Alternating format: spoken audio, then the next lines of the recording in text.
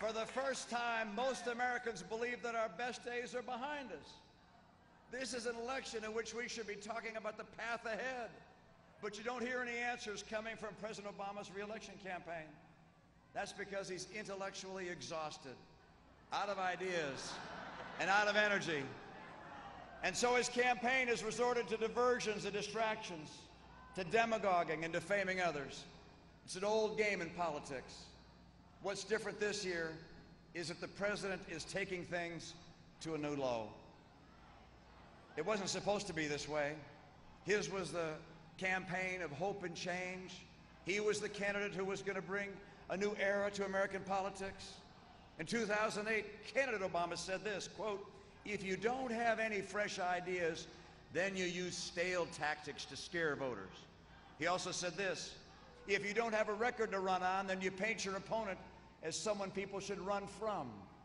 And then he said this, "You make a big election about small things." That was candidate Obama describing the strategy that is now the heart of his campaign.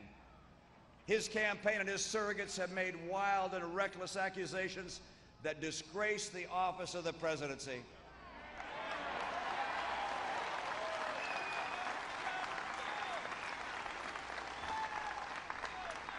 Another outrageous charge just came a few hours ago in Virginia, and the White House sinks a little bit lower. This is what an angry and desperate presidency looks like. President Obama knows better, promised better, and America deserves better.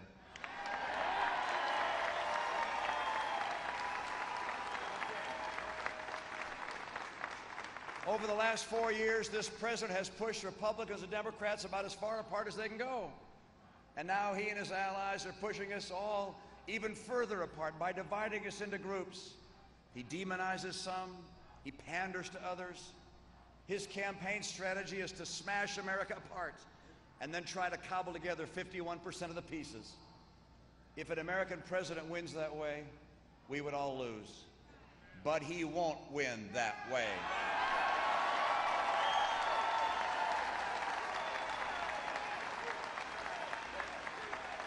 America is one nation under God.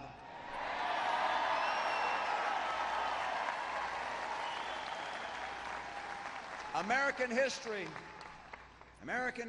has been a story of the many becoming one, uniting to preserve liberty, uniting to build the greatest economy in the history of the earth, uniting to save the world from unspeakable darkness. Everywhere I go in America, there are monuments that list those who've given their lives for liberty. There's no mention of their race, their party affiliation, or what they did for a living. They lived and died under a single flag, fighting for a single purpose. They pledged allegiance to the United States of America.